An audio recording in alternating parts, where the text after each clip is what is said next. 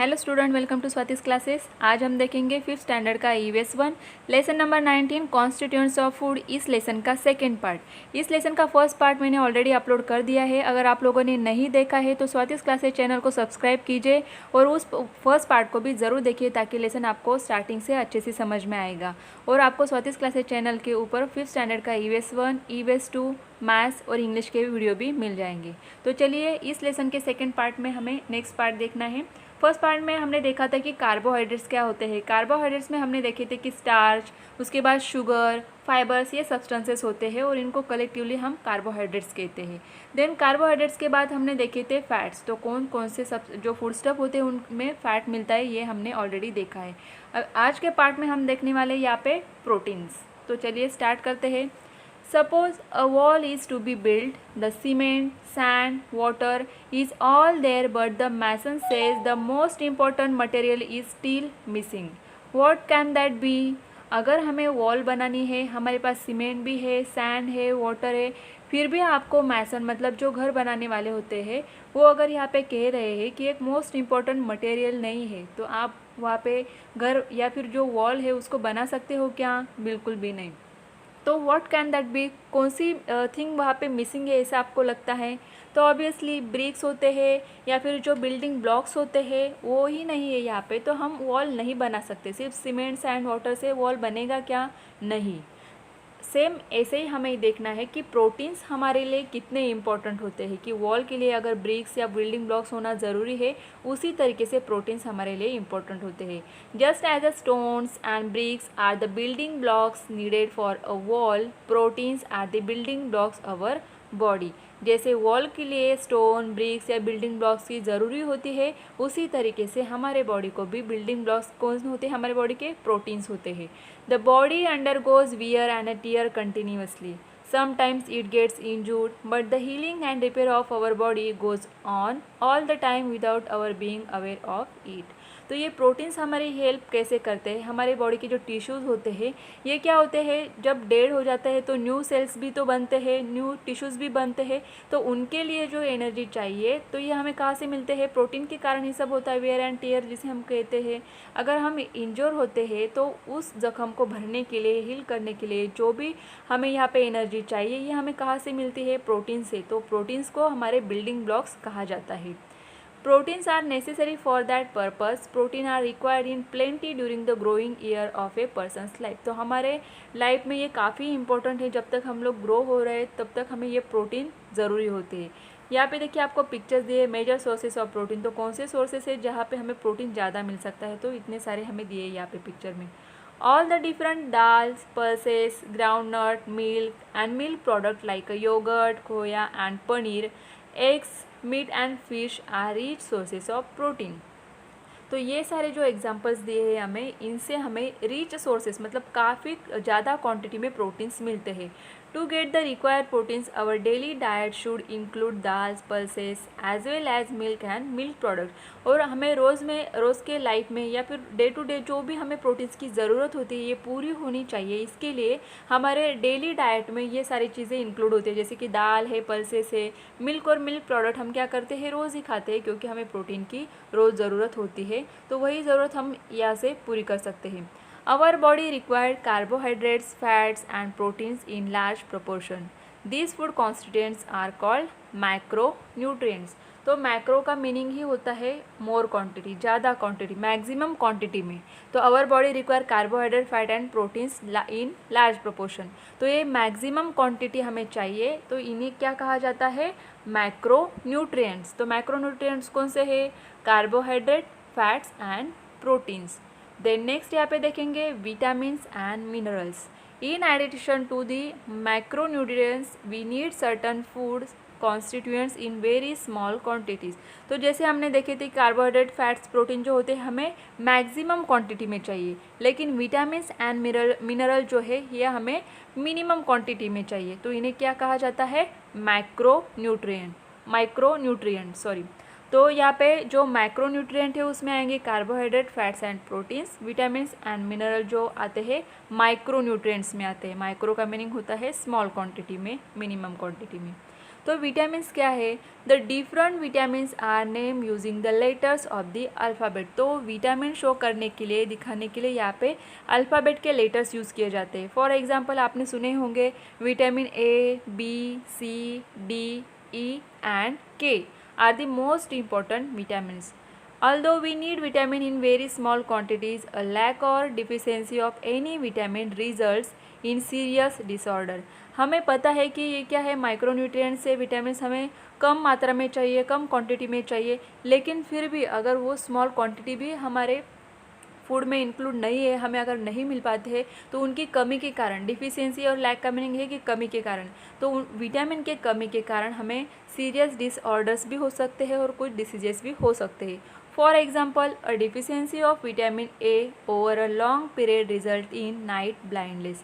तो अगर किसी इंसान में, किसी पर्सन में अगर विटामिन ए की मात्रा काफ़ी कम है और कई मतलब लॉन्ग पीरियड से है तो उन्हें नाइट ब्लाइंडनेस हो सकता है। तो नाइट ब्लाइंडनेस का मीनिंग होता है कि इन लोगों को रात में नहीं दिखाई देता है, या फिर अगर लाइट कम है वहाँ पे तो उनको बिल्कुल नहीं दिखाई देता है।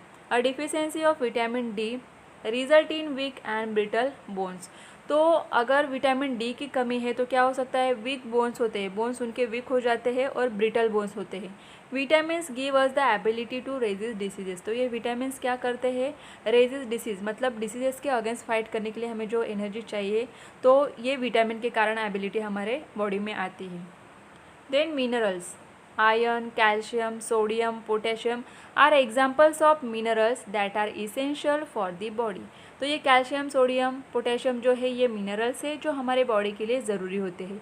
दे are needed in very small quantities but they have an important part to play in all the necessary function of our body. हाँ, ये हमें स्मॉल क्वांटिटी में ही चाहिए, लेकिन फिर भी उनका जो फंक्शन है हमारे बॉडी के अंदर ये काफ़ी इंपॉर्टेंट होता है, इसीलिए ये मिनरल्स हमारे डाइट में इंक्लूड करना काफ़ी इंपॉर्टेंट होता है। For example, iron is necessary for carrying oxygen to different parts of the body.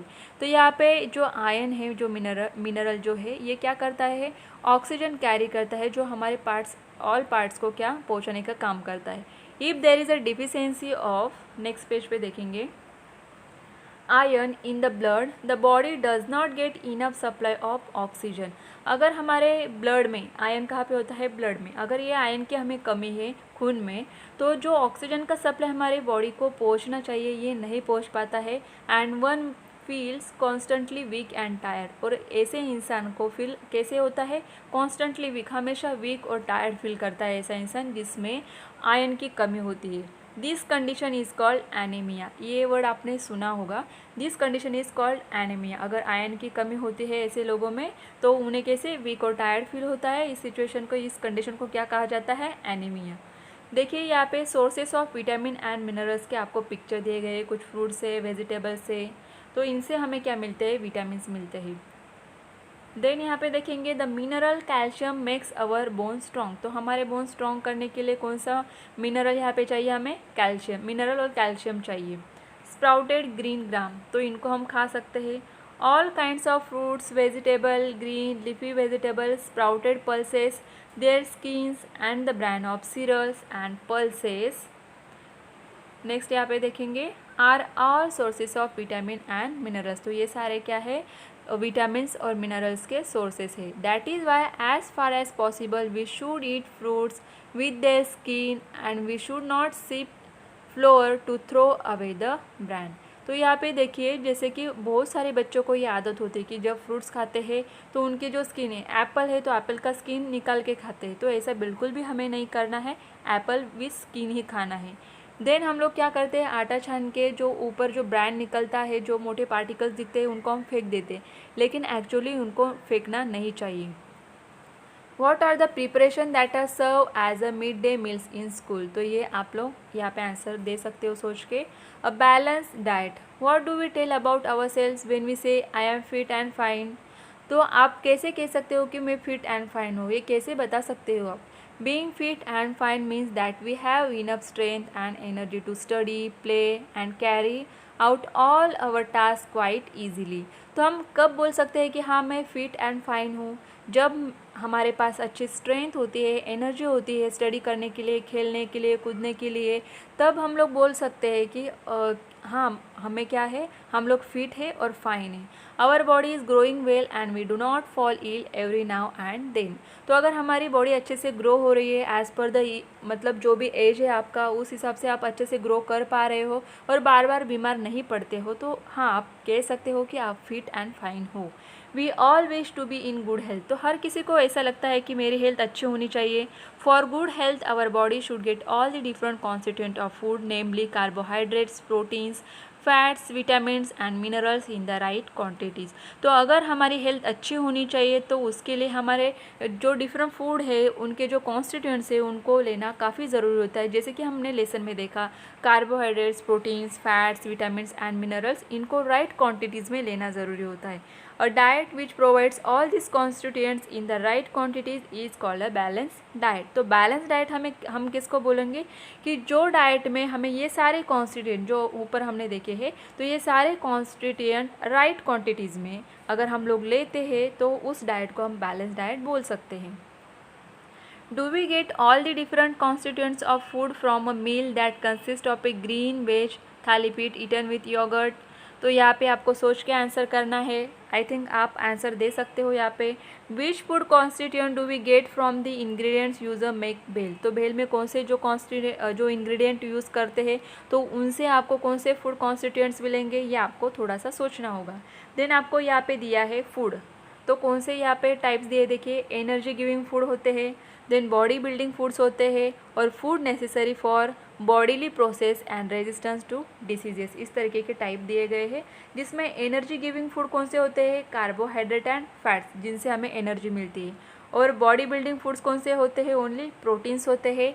And food necessary for bodily process and resistant to diseases, तो हमारे बॉडी में डिसीजेस को रेजिस्ट करने के लिए कौन यूज़ होता है, विटामिन एंड मिनरल्स। तो ये टेबल आप अच्छे से लर्न कीजिए, अच्छे से याद रखिए, क्योंकि ये सारी चीज़ें आपको नेक्स्ट स्टैंडर्ड में भी पढ़नी है।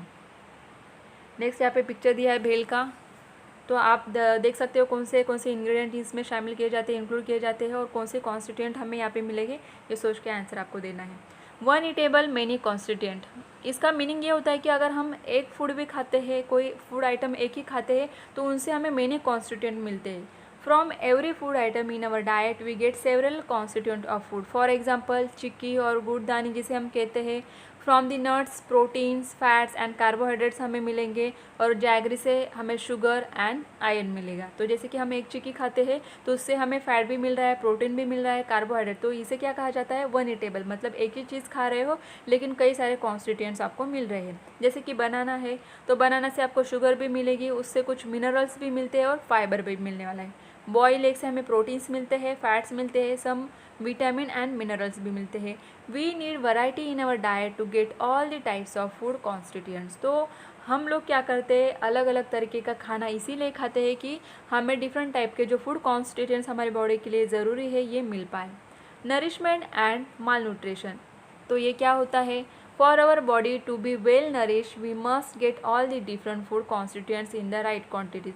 हमारी बॉडी को नरिश करने के लिए, तो नरिशमेंट का मीनिंग होता है कि पोषण करने के लिए, अगर हमारी बॉडी को नरिश करना है तो हमें सारे टाइप के कॉन्स्टिट्यूएंट्स लेना ज़रूरी होता है, जैसे हमने ऑलरेडी देखा है। If a person diet lacks some constituents over a long period of time that person does not get proper nourishment. अगर किसी इंसान के डाइट में कुछ जो कॉन्स्टिट्यूएंट्स होते हैं ये कम है और काफ़ी दिनों से, लॉन्ग पीरियड ऑफ टाइम से अगर ये कॉन्स्टिट्यूएंट उन्हें मिल ही नहीं रहे हैं, तो प्रॉपर नरिशमेंट नहीं हो पाएगा। Malnutrition has serious consequence for the person's health. तो माल न्यूट्रिशन का मीनिंग होता है कुपोषण या कुपोषित होना, या फिर जो न्यूट्रिशन जो नरिशमेंट हमें मिलना चाहिए वो नहीं मिल पाता है। For example, if a person does not get enough carbohydrates and proteins their growth is stunt. अगर किसी व्यक्ति को कार्बोहाइड्रेट, प्रोटीन जो ग्रोथ होने के लिए ज़रूरी है, ये कॉन्स्टिट्यूएंट्स अगर नहीं मिलेंगे तो उनकी ग्रोथ रुक जाएगी, ग्रोथ होगी ही नहीं। दे फील कॉन्स्टेंटली टायर्ड, और उनको हमेशा टायर्ड फील होगा। They can not cope with their studies और गेम्स और अदर टास्क। ये बिल्कुल भी जो अपने स्टडी है उस पर कॉन्सेंट्रेट नहीं कर पाएंगे, गेम्स नहीं खेल पाएंगे, या अदर जो भी एक्टिविटीज़ होते हैं ये नहीं कर पाएंगे आसानी से। डिफिशियंसीज ऑफ विटामिन और mineral cause some specific disorder. और अगर विटामिन और मिनरल भी इनके खाने में नहीं है तो इनको डिसऑर्डर, कुछ टाइप के जो डिसऑर्डर होते हैं ये भी हो सकते हैं। इसीलिए हमारे पेरेंट्स हमें बोलते हैं कि हमें सारे जो सब्जी हमारे घर पे बनती है, सब्जी भाजी चपाती दाल चावल जो भी बनता है उसे खाना चाहिए। There are some misconception about diet. तो कुछ यहाँ पे मिसकंसेप्शन भी होते हैं लोगों में डाइट को लेके। If a child eats sweets, chocolates, cakes, fried stuff etcetera and gross fat, some people think that the child is healthy. तो देखिए छोटे बच्चे जो होते हैं ना उनको स्वीट पसंद होता है, चॉकलेट खाना पसंद है, केक, आइसक्रीम, फ्राइड स्टफ मतलब जैसे वेपर्स वगैरह होते हैं, ये खाना उनको पसंद होता है। और ये अगर ज़्यादा खाते हैं तो फिर उनमें क्या फैट ज़्यादा ग्रो हो जाए और इसके कारण वो कैसे दिखते हैं, हेल्दी लगते हैं हमें, सिर्फ बॉडी से उनकी बॉडी ग्रो होती है तो हमें हेल्दी लगते हैं। But if you eat only the kind of food stuff your body does not gate all the necessary food constituents.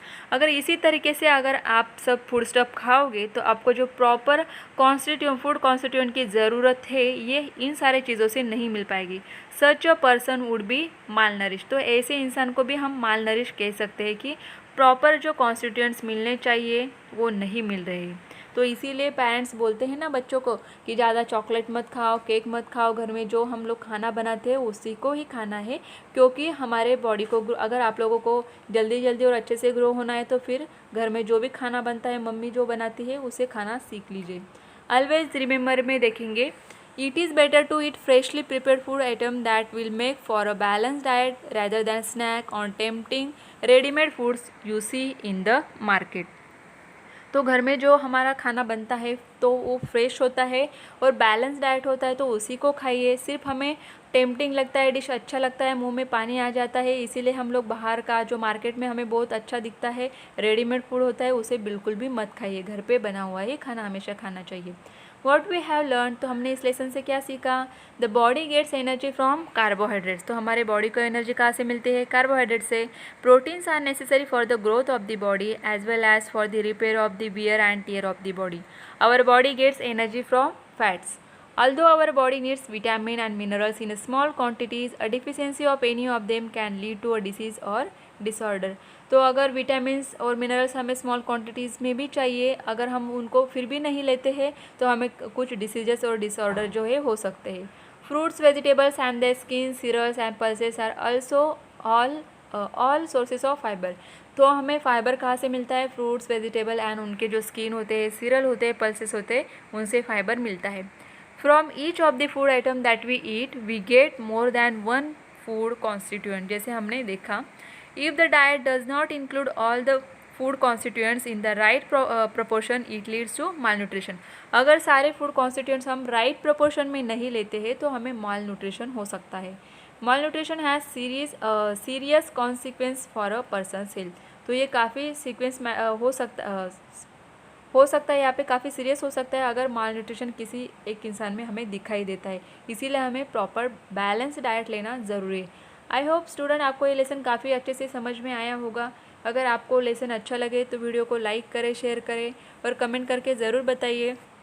Channel को सब्सक्राइब नहीं किया तो सब्सक्राइब ज़रूर कीजिए।